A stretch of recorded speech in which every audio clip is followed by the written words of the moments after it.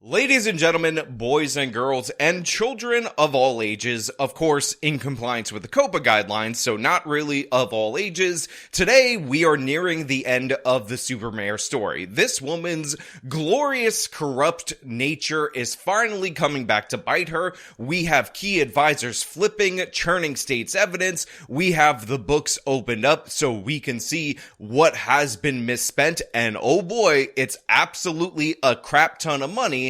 And it looks like she has booked herself a first-class one-way ticket, not to Las Vegas this time, not to Atlanta, Georgia, but to the state penitentiary. The Supermayor is headed for prison. Her allies are churning on her. People are getting fired in the village of Dalton due to mismanagement of finances and outright theft, and I'm all here for it. I'm here to break it down for everybody out there in the audience. But before we get into that, I want to thank everybody who supports this channel via actualjusticewarrior.com/join. Give me the money. Give me the money.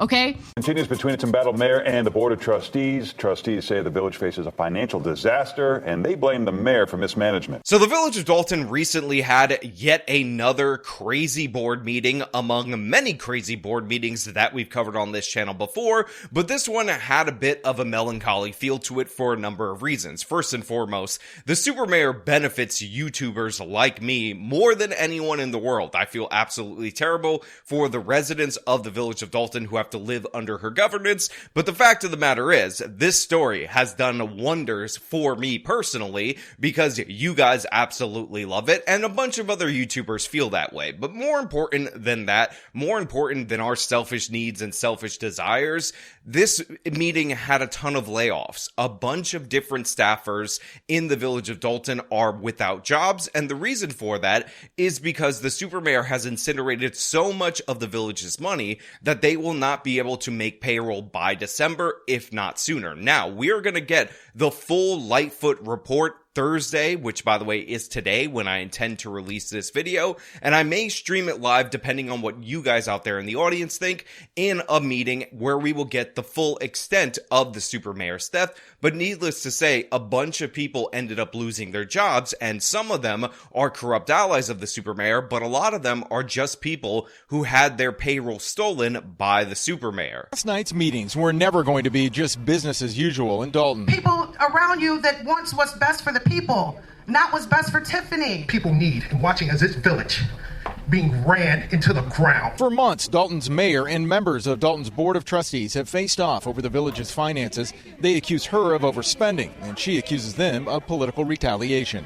This village is bleeding. If these residents knew the truth, they'd hit the roof. So this local news segment starts off with a little bit of the comments from the citizens. They're absolutely devastated that their village was being run into the ground. And the thing is, according to multiple different reports, before the Supermayor actually took office, the village was in surplus, and now it has churned around to a plus $7 million deficit. And this is because of the Supermayor's lavish spending. And by the way, the council, the board of trustees, they did not take this with a scalpel. They took it with a hacksaw, trying to return the village's vehicles that the Supermayor has rented, because they just can't afford to make payments. Her Suburban, her Tahoe, all these giant vehicles for her and her security detail cost a ton of money. We're making decisions and spending money and then get mad when we don't approve it because it's not financially sound.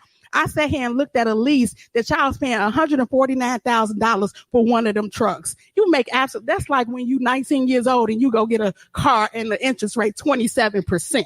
That makes absolutely no sense. You're not making great finance. Excuse me? Please state facts. I mean, we famously documented that the Supermayor is paying upwards of $50,000 in interest on the Chevy Tahoe that she rides around in, which just goes to show you that she just doesn't give a damn about the taxpayer purse. But let me tell you, here it is, dated December 27th, 2022, the cash price of a 2023 Chevy Tahoe, $93,216.71.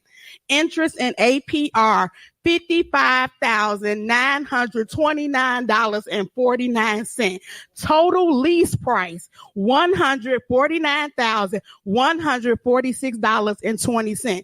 Tell me if it's not facts, because your signature is all on it. Well, now the chickens have come home to roost, and even if the supermayor ends up going to prison for stealing all of this money, that is not going to fix the problems in the village of Dalton. And by the way, it's not going to fix the problems in the Thornton Township, where the supermayor is also heading up that government over there. Board members last night voted to limit the use of the village credit cards, lay off a handful of workers, including placing the deputy police chief, Lewis Lacey, on administrative leave. Several trustees accused Lacey of doing the mayor's bidding. He declined comment after the vote. Now, we've discussed the head of the Dalton Police multiple times on this channel. This guy is Tiffany Henyard's puppet. The previous head of the police department was not going along with her insane spending, so she ended up ousting him. He is suing the village of Dalton over that ousting, which did not have board approval. And this guy is just part and parcel to the problems that the village of Dalton faces. He is the enforcement arm against those criticizing the mayor. We have the Tommy G documentary where the Dalton police swarmed this guy in order to prevent him from getting into the village hall because they don't want that exposed. In a minute, I'm asking you. This is a public taxpayer area that we're now being hassled. Step over here. The goons have come out. Okay. This is quite a response for people doing a story. How many police vehicles are coming for this? What exactly are you guys trying to accomplish? The mayor. Is she a hero or a villain? No. This is part of the convoy too, guys. The taxpayer sponsored Tahoe's right there. At $150K for a vehicle. Oh wow.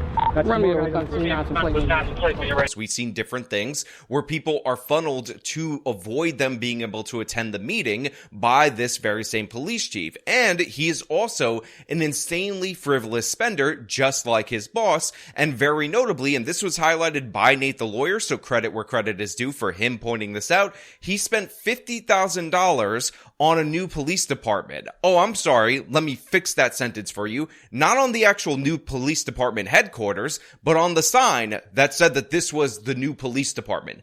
$50,000 on a sign. But as trustees, our goal is to look at finances and see how we can financially benefit. So at this moment, it's just costing us and costing us and costing us. Even that sign on it, that was about $50,000. We can't continue to spend money when we're here today trying to make a transfer just so we can pay the bills. And his excuse when confronted by this is absurd. Okay. So as relates to Melody Fitness, I still believe it should be a police station. Our goal is to turn it into that. The board see fit that they would like to sell the property.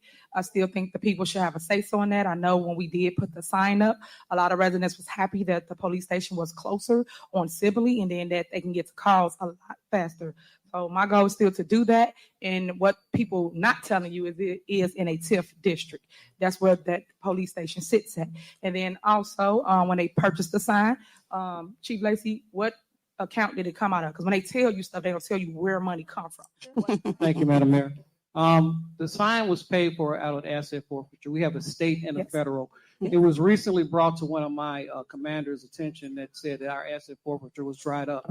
Our asset forfeiture is not dried up. We still utilize our asset forfeiture, and money is still being put into asset forfeiture. That being said, that's what that money was used for that. So first of all, civil asset forfeiture is one of those processes that are incredibly corrupt and horrible. This is where the police determine that your property is guilty of a crime. They seize it, then they can sell it, and in the most corrupt police departments, that funding ends up going into the police department budget. But second, because the Village of Dalton Police Department is a part of the Village of Dalton, and they're in a huge deficit in the village, assuming that this seizure was legit, which I sincerely doubt, the idea that you would incinerate money and use as a justification the fact that it was asset forfeiture funds that you stole from residents of the village of Dalton is absurd in every possible way. It's objectively insane, and this is what this guy was arguing. $50K on a sign is not justified in any way, shape, or form. The fact of the matter is, it's very likely that whoever made this sign is well connected to the police department or towards Tiffany Henyard, and this is a perfect example of that corruption. And also, and this is absolutely crucial, remember the police department is facing a lot of scrutiny over their finances due to the excessive overtime, which we've talked about many a times on this channel. The officers are paid every 2 weeks, which without overtime is 80 hours. But when they're put on Henyard's detail, that 80 hours balloons to well over 100 hours, sometimes 200 hours. And in the case of Officer Terry Young last May, 300 measured 3 hours worked over a 2-week period. That resulted in a single paycheck of more than $13,000. How? How does a person put in a 2-week pay period, 303 hours? That's impossible. That's impossible. 336 Does he never hours. go to sleep? In fact, there are 336 hours total in 2 weeks, meaning Young was not being paid for only 33 hours over that period. But in addition to that, they weren't making payments on their police vehicles. Yet another shock to Village of Dalton trustees, a letter falling on their desks dated February 14th. Representatives from Kansas State Bank threatening to repossess 13 Village vehicles, saying more than $76,000 is overdue and climbing. The Board of Trustees approved payment in May of 2023. But where that loan payment went that was due 9 months ago is anyone's guess. Lawyers for the bank now warning the Village, pay up or be ready for repossession agents to take the vehicles, which includes 6 police cruisers. So think about the madness in this particular situation. You have 6 or 7 police vehicles that are about to be repossessed by the creditor because they're not making payments on that because Tiffany Henyard is stealing the funding. This guy has $50,000 from asset forfeiture funds, but rather than use that to, pay off the police vehicles so you don't end up in that embarrassing situation where they ended up getting towed away by the creditor, they decide that they're going to spend it on a sign. I hope the sign looks absolutely beautiful, but in reality, this is a marker of corruption. This is targeted. This is harassment.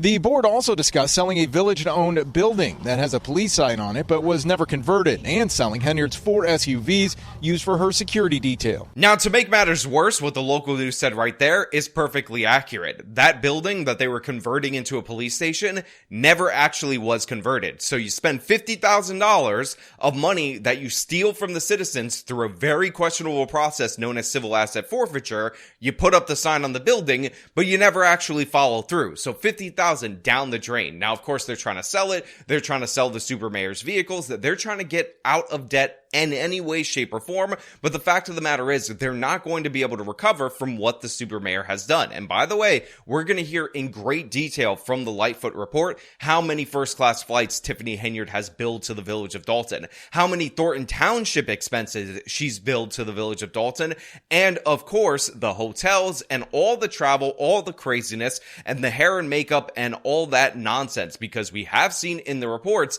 that she has been billing her hair and makeup person as an assistant to the government, when in reality, that's just her personal fix my appearance kind of person.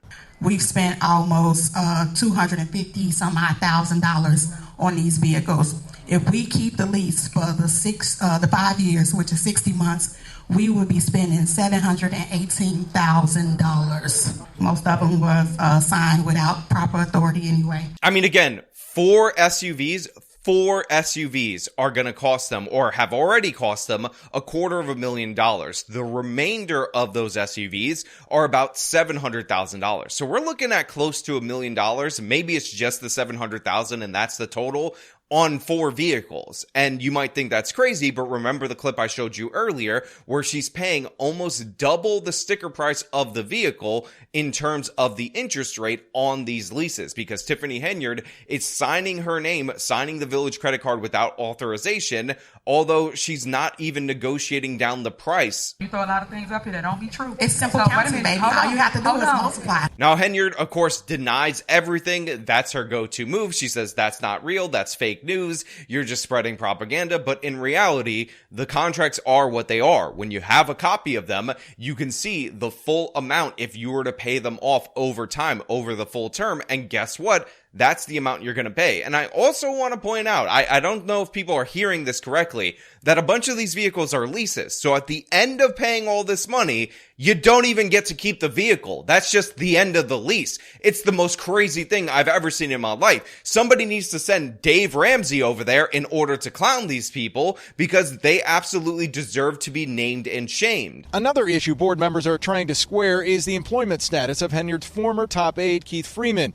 who is now charged with bankruptcy fraud. Henyard fired him from Thornton Township, the other board she runs, but Dalton trustees consider him a whistleblower, and firing him would set the Village up for a lawsuit. Now, this is where things get absolutely crazy, because Keith Freeman, one of the villains of this whole entire story, Tiffany Henyard's right-hand man, and some people were reporting actually her boyfriend, has decided to flip on the super mayor, her number one ally, the guy that's been controlling the finances for her, the guy that's on her charity organization that turned out to be an absolute fraud. He has decided to turn to the Village of Dalton, give them evidence, and this is because of his bankruptcy case, and likely he's cooperating with the feds and with Lori Lightfoot and with the Village of Dalton and with state investigators in order to get himself a lesser sentence. So all of a sudden, Tiffany Henyard has struck back. She has fired him from the Thornton Township, but before she was able to fire him here, they decided to give him whistleblower protections, so now he's on that side. And the fact of the matter is, this is the guy who already is facing criminal charges.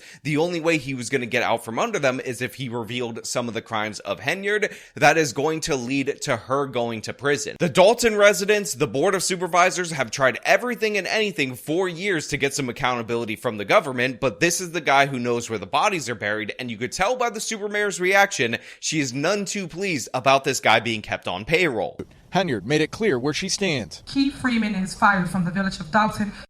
Again, Keith Freeman, who I was talking about in my previous video on the Supermayor, check the playlist linked in the description, was the #1 ally, the #1 enabler. He was also taking first-class flights on the Village of Dalton payroll and again on the Thornton Township payroll. But all of a sudden, in this meeting right here, Tiffany Henyard's like, he is fired. He is no longer employed at the Village. And by the way, the Board of Trustees need to protect him for two reasons. One is that he is actually a whistleblower. He is actually giving them the information. But two, if you fire somebody while they're a whistleblower, they end up having the ability to sue the Village of Dalton. And guess what? The Village of Dalton cannot afford any lawsuits. They are in an absolutely dire financial situation. When you go to the actual meeting and not the local news segments, you hear all these different people that they're laying off. You see the reaction to it. You hear the crowd. And you know that it's pretty much the beginning of the end for the Supermayor. She is on her way to prison. I hope she gets herself a nice cell, but I am praying to the gods of the gods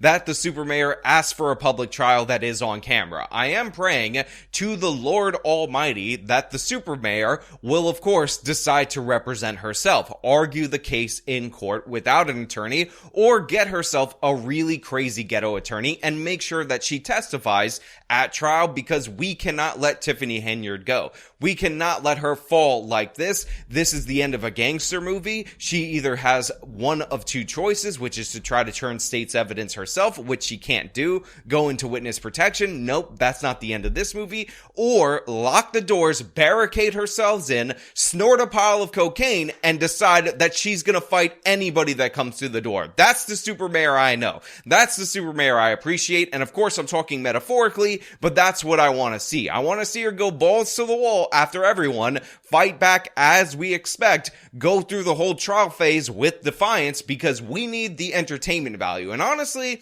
the Village of Dalton should try in some way to just monetize their YouTube channel, read super chats during the meetings, because they got to cover up this deficit, and the best way possible to do it is to monetize the fall of the Supermayor. Trust me, I had a very nice wedding with my wife, due in large part to the Supermayor's monetization ability, and the fact of the matter is, the Village residents need to get some of the money back that was stolen from them by this woman, by her horrible crew of lick spittles and absolute morons and thieves. But that's not really gonna happen. They're just gonna lose out, and we're gonna hear the devastation that this woman has wrought over the Village of Dalton Thursday. And again, if you want me to stream that live on this channel, let me know in the comments of this video, and I will set up a stream very impromptu, maybe invite some special guest appearers on said stream so we can see what Lori Lightfoot has in store for us. Again, absolute madness that I'm waiting on a report from Lori Lightfoot, one of the worst mayors in Chicago history. But of course, they have a worse mayor now, so I guess by comparison, she looks good, and by comparison to the Supermayor, she looks even better. But you know what? Those are just my thoughts. I want to know what you guys think down in the comments below. If you like the video, show them by leaving a like, subscribe for more content, follow me on the social medias, support me via the support links in the description of this video. This has been me talking about the fall of the Supermayor. Till next time.